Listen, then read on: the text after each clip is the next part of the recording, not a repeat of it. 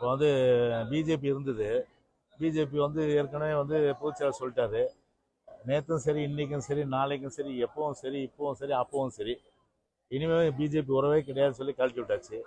இன்னைக்கு வந்து பிஜேபி இல்லாத ஒரு கூட்டணி அப்படின்ற வகையில் வந்து வரவங்களை வந்து நாங்கள் ஏன் வந்து வேணான்னு சொல்லுவோம். வரவங்கள வேணான்னு சொல்ல வேண்டிய அவசியம் இல்லை. எனவே வந்து அன்அஃபிஷியலாக 10 ரூபா பாலாஜி, அந்த 10 ரூபா பாலாஜி வந்து வாங்கி 10 ரூபா பாலாஜி இப்போ உள்ள இருக்காரு. இப்போ அஃபிஷியலாக வாங்குறாங்க.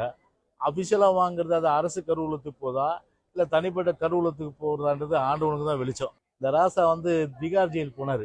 அங்கே என்னாச்சுன்னு தெரியல, மரம் கலந்து போச்சு. அந்த மரம் கலந்து போனதுனால இந்த மாதிரி வந்து ஒரு தலைவரை பற்றி ஒரு ஒரு ஒரு ஒரு கேட்கக்கூட முடியாத அளவுக்கு வந்து ஒரு இந்த மாதிரி ஒரு சொற்றொடர் சொல்றது நிச்சயமாக வந்து அது எந்த ஒரு தொண்டர் நிச்சயமாக ஏற்றுக்க மாட்டான். இதை நாங்கள் திருப்பி சொன்னோம்னா கண்டிப்பாக தாங்க மாட்டாங்க.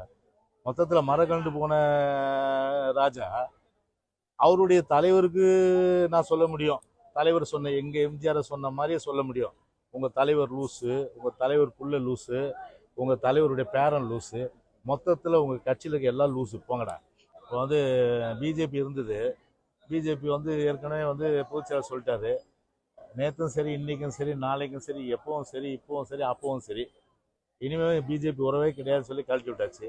பிஜேபியும் வந்து தலை கூப்புற வந்து அவர் வந்து என்னதான் பல்ட்டி அண்ணாமலை அடித்தாலும் கூட, என்னதான் வந்து ஸ்டண்ட் பண்ணாலும், என்னதான் வந்து மக்களை ஏமாத்துற வகையில் வந்து பல்வேறு வகையில் வந்து நடவடிக்கை எடுத்தாலும் மக்கள் ஒருபோதும் வந்து தமிழ்நாட்டை பொறுத்தவரையில் வட மாநிலங்களில் வளர்ந்துருக்கலாம் பிஜேபி பொறுத்தவரை, ஆனால் தமிழ்நாட்டை பொறுத்தவரை தேசிய கட்சியாக இருக்கிற பிஜேபி பொறுத்தவரை கண்டிப்பாக வந்து பார்த்தீங்கன்னா ஒரு மாயை வந்து அண்ணாமலை உருவாக்குற வழியை அதனால் வந்து பிஜேபி வந்து வளர்ச்சி அடைந்து சொல்ல முடியாது. எனவே அந்த வகையில் பார்த்தீங்கன்னா பிஜேபி பொறுத்தவரையில் வந்து ஒரு ஒரு சுமையின் அடிப்படையில் இன்றைக்கி ஒரு ஒரு வந்து கட்சியை பொறுத்தவரை ஒரு முடிவெடுத்து பொதுமக்களும் விரும்பலை, அதே போல் கட்சி தொண்டர்களும் விரும்பாத ஒரு நிலையில் இன்றைக்கி வந்து பிஜேபி இல்லாத ஒரு கூட்டணி அப்படின்ற வகையில் வந்து வரவங்களை வந்து நாங்கள் ஏன் வந்து வேணான்னு சொல்லுவோம். வரவங்கள வேணான்னு சொல்ல வேண்டிய அவசியம் இல்லை.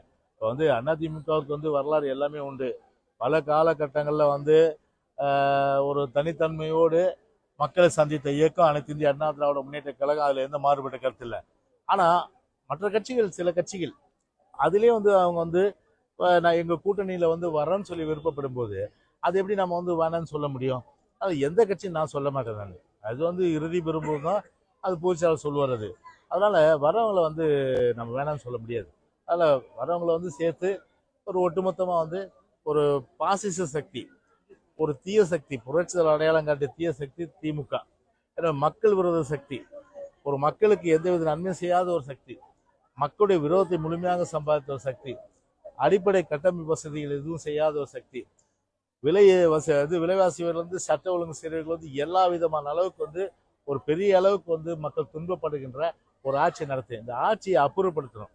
2026 மீண்டும் பொன்மனச்செம்மல் புரட்சி தலைவர் ஆட்சி, அம்மாவுடைய ஆட்சியை பொறுத்தவரை நம்முடைய எடப்பாடி கழக பொதுச்செயலாளர் எடப்பாடி தலைமையில மலரணும். ஸோ இதை நோக்கி போகும்போது இதுக்கு முன்னோடியாக இப்போ பாராளுமன்ற தேர்தல் ஒரு அச்சாரமாக 40 வந்து எங்களுடைய இலக்கு. அதாவது எங்களுடைய இலக்குனா கூட்டணி எங்களோட வரவங்க சேர்த்து தான் சொல்கிறேன். நாங்களோ இல்லைன்னா எங்கள் கூட்டணி வர கட்சியில் சேர்த்து இலக்கு என்ற நிலை வரும்போது 40 நமது என்ற அடிப்படையில் கண்டிப்பாக நாங்கள் வெற்றி பெறுவோம். ஏன்னா அந்த அளவுக்கு நீங்கள் மக்கள் வெறுத்திருக்காங்க. இன்னைக்கு பாருங்கள், இன்னைக்கு தமிழ்நாட்டில் தாராளமாக கிடைக்கிறது இன்னைக்கு கஞ்சா அப்படின்னு இதுதான் தாராளமாக கிடைக்குது. வேற என்ன வந்து குடி தண்ணீர் எதாவது கிடைக்குதா? எவ்வளோ கஷ்டம், மழை பெஞ்சிருக்கு, குடி தண்ணீர் கஷ்டப்படுறாங்க.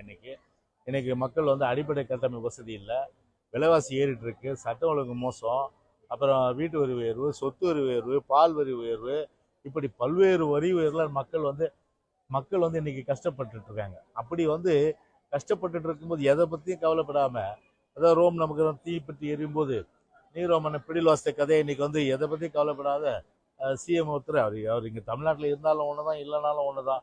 அவர் பாட்டு ஊருக்கு போயிட்டார் அவர், அதனால் அவர் ஊருக்கு போயிட்டார் அவர். ஆனால் இங்கே பார்த்தீங்கன்னா இங்கே வந்து ஒரு ஆட்சி நடக்குதுன்னே தெரியல. இன்னைக்கு அந்த அளவுக்கு இன்னைக்கு வந்து மக்கள் வந்து இன்னைக்கு ரொம்பவும் இன்னைக்கு வெதும்பி இருக்க நிலையில கண்டிப்பாக வந்து எங்களை பொறுத்தவரை வந்து பார்த்தீங்கன்னா ஒரு மிகப்பெரிய அளவுக்கு வந்து ஒரு மகத்தான வெற்றியை அனைத்து இந்திய அண்ணா திராவிட முன்னேற்ற கழகம் பெறும்.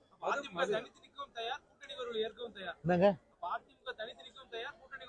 இல்லைங்க, இப்போ அதான் நான் சொன்னேனே, இப்போ நீங்கள் தலைப்பு போடணுன்னா இப்போ இதை வச்சு எப்படி வேணாலும் போடுவீங்க நீங்கள், புரியுதுங்களா? அப்படி சொல்லக்கூடாது. அது எங்களை பொறுத்தவரை நாங்கள் என்ன சொல்கிறோன்னா, எங்களோட கட்சிகள் வரும்போது அந்த கட்சிகளை சேர்த்துட்டு தான் நாங்கள் போவோம். நாங்கள் அதனால் அதுக்கு வந்து நீங்கள் கேட்குற அந்த 2 கேள்விக்கும் பதில் வந்து கூடிய சீக்கிரம் வரும், தேர்தல் நேரத்துக்கு முன்னாடி வரும், புரியுதுங்களா?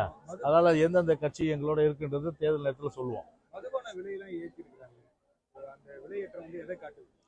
ஏற்கனவே வந்து அன்அபிஷியலாக 10 ரூபா பாலாஜி, அந்த 10 ரூபா பாலாஜி வந்து வாங்கி 10 ரூபா பாலாஜி இப்போ உள்ளே இருக்காரு. இப்போ அஃபிஷியலாக வாங்குறாங்க. அஃபிஷியலாக வாங்குறது அது அரசு கருவூலத்துக்கு போதா இல்லை தனிப்பட்ட கருவூலத்துக்கு போகிறதான்றது ஆண்டவனுக்கு தான் வெளிச்சம். பிறந்தநாளை வந்து இப்போ தமிழ்நாடு ஃபுல்லாக அதிமுக கொண்டாடி வரீங்க. இந்த சூழலில் திமுக நாடாளுமன்ற உறுப்பினர் ராசா வந்து எம்ஜிஆர் குறித்து ஒரு வார்த்தையை வந்து பயன்படுத்தி ஒரு பொதுக்கூட்டத்தில் பார்த்துருப்பீங்க. இல்லை, இது வந்து ஒரு மிகவும் வந்து ஒரு கடுமையான கண்டனத்துக்குரிய ஒரு கருத்து. இது கருத்தும் சொல்லக்கூடாது, ஒரு தரம் தாழ்ந்த ஒரு விமர்சனம். அது அதை தரம் தாழ்ந்தவங்களுக்கு தான் பொதுவாக வந்து இந்த மாதிரி புத்திலாம் வரும். ஏற்கனவே ராஜா பொறுத்தவரை 2G ஸ்பெக்ட்ரத்தில் ஏற்கனவே வந்து இமாலய ஊழல், நம்ம தமிழனுடைய கௌரவம் இந்தியா முழுவதும் இருந்தது. அந்த தமிழனுடைய கௌரவத்தை இந்தியா முழுமைக்கு சிதைத்த ஒரு கட்சி திமுக. சிதைத்தவர் யாருன்னா ராசா. இந்த ராசா வந்து திகார் ஜெயில் போனார். அங்கே என்னாச்சுன்னு தெரியல, மரம் கலந்து போச்சு. அந்த மரம் கலந்து போனதுனால இந்த மாதிரி வந்து ஒரு தலைவரை பற்றி ஒரு ஒரு ஒரு கேட்கக்கூட முடியாத அளவுக்கு வந்து ஒரு இந்த மாதிரி ஒரு சொற்றொடர் சொல்கிறது நிச்சயமாக வந்து அது எந்த ஒரு தொண்டர் நிச்சயமாக ஏற்றுக்க மாட்டான். இதை நாங்கள் திருப்பி சொன்னோம்னா கண்டிப்பாக தாங்க மாட்டாங்க. மொத்தத்தில் மரம் கலந்து போன ராஜா அவருடைய தலைவருக்கு நான் சொல்ல முடியும், தலைவர் சொன்ன எங்கள் எம்ஜிஆரை சொன்ன மாதிரியே சொல்ல முடியும், உங்கள் தலைவர் லூஸு, உங்கள் தலைவர் புள்ள லூஸு, உங்கள் தலைவருடைய பேரன் லூஸு, மொத்தத்தில் உங்கள் கட்சியில் இருக்க எல்லாம் லூஸு போங்கடா. அந்த மாதிரி வந்து இப்படி வந்து ஒரு நினச்சி பார்க்கணும். அவருடைய தராதரன்னா உன் தராதரம் என்ன? அவருடைய உங்கள் தலைவருடைய குடும்பம் வந்து நடுத்தருவுக்கு வந்தப்போ உங்கள் தலைவருடைய குடும்பத்தை வந்து காப்பாற்றி எங்கள் தங்கம் படத்து மூலமாக அதை வந்து உடனடியாக வந்து கடனை அடைச்சு, இது முரசொலிமார்னே வந்து ஒரு பத்திரிகையில் சொல்லியிருக்காரு, பேட்டியா கருத்து சொல்லியிருக்காரு. இதெல்லாம் வந்து ராஜா மறந்துட்டாரா? இது சரி, உங்கள் தலைவர் வந்து வாழ்நாள் முழுவதும் நன்றி கடன் பட்டிருக்கணும். புரட்சி தலைவர் எம்ஜிஆர் தான் நன்றி கடன் பட்டிருக்கணும். ஏன்னா எங்கள் தலைவர் தான் திமுக வளர்த்தவர். எங்கள் தலைவர் வந்து புரட்சி தலைவர் வந்து இல்லைன்னா கருணாநிதியே கிடையாது. தலைவர் அண்ணா இறந்த பிறகு வந்து காலில் உழுகாத குறையா கெஞ்சி அன்னைக்கு வந்து முதலமைச்சர் பதவி வாங்குறதுக்கு அன்னைக்கு யார் அன்னைக்கு உறுதுணையாக இருந்தா? முதலமைச்சர் வர்றதுக்கு புரட்சி தலைவர் எம்ஜிஆர் டாக்டர் நாவலர் வர்றதுக்கு இருந்தார்.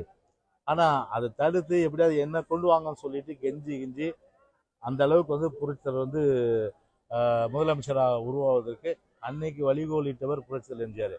இந்த ராஜாவுக்கு தெரியுமா? அது நேற்று பெய்த மழையில் முளைச்ச காளான். இந்த காளான் வந்து போய் தராதரம் இல்லாமல் வந்து அவ்வளோ பெரிய ஒரு தலைவர் வந்து போய் விமர்சனம் பண்ணுது.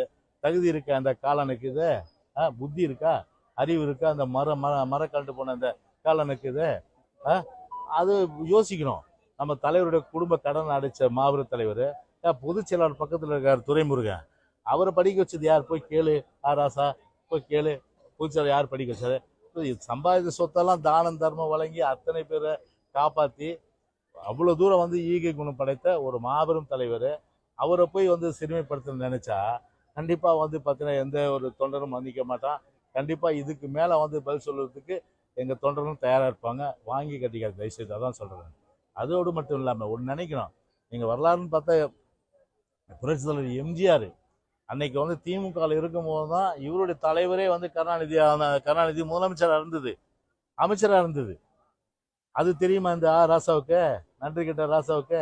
இன்னைக்கு திமுகன்னு சொல்லி ஒரு அவங்க குடும்பத்தில் இருந்துக்கிட்டு அந்த குடும்ப கட்சியில் வந்து ஒரு சென்ட்ரல் மினிஸ்டர் இருக்குன்னா அதுக்கு ஆரம்ப காலத்தில் வந்து அந்த கட்சியை வளர்த்தது யாரு? புரட்சி தலைவர் எம்ஜிஆர். உண்மையிலேயே பார்த்தா புரட்சி தலைவர் போட்ட உப்பு, அந்த உப்பை சாப்பிட்டு தான் இந்த ராசா வந்து இந்த கொழுப்பு எடுத்து ஆடுறா போல. அது உப்புக்காவது நன்றி நினைக்கணும் இல்லையா? இன்னைக்கு நம்ம தலைவருடைய குடும்பத்தை காப்பாற்றினாரு, நம்ம தலைவர் வந்து முதலமைச்சராக இருக்கிறதுக்கு உதவி செஞ்சாரு, நம்ம தலைவர் வந்து அமைச்சராக இருக்கிறதுக்கு உதவி செஞ்சாரு. உண்மை தானே? ஸோ அவரே வந்து 72 கட்சி ஆரம்பிச்சப்போ அவரால் கருணாநிதியால் அமைச்சராக முடிஞ்சுதா? ஒரு அமைச்சராக முடியலையே, ஒரு முதலமைச்சராக முடிஞ்சுதா? முடியலையே. 11 வருஷம் மனவாசம்ல அனுப்பிச்சு விட்டார்.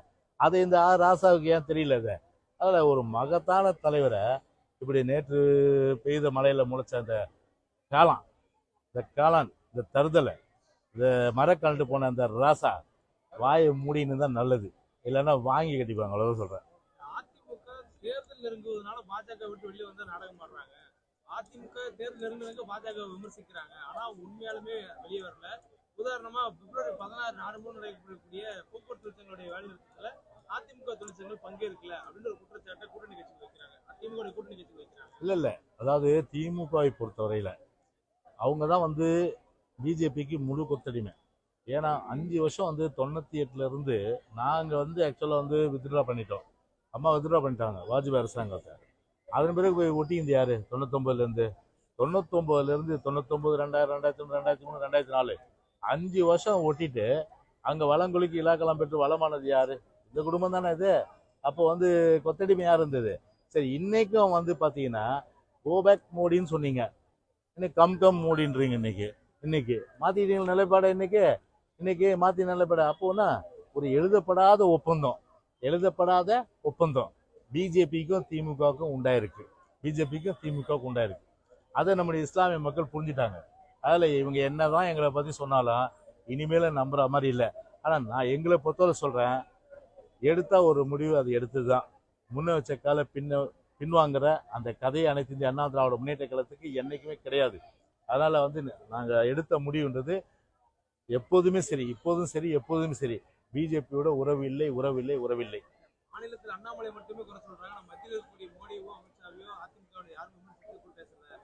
10 ஆண்டு ஆட்சி என்பது மட்டும் குறிப்பிடுறாங்க தவிர என்னன்னு குறிப்பிடல. அதுதாங்க இப்போ தேர்தல் வருதுங்க. தேர்தல் வரும்போது நீங்க பாருங்க, நீங்க என்ன இப்போ 10 ஆண்டு ஆட்சியில் தமிழ்நாட்டில் என்ன அவ்வளோ மத்திய சர்க்கார் வந்து தேனும் பாலும் ஆறு ஓடுற அளவுக்கு பண்ணிட்டாங்க. அதை நாங்கள் சொல்கிற விதத்தில் சொல்லுவோம் நாங்கள், புரியுதுங்களா?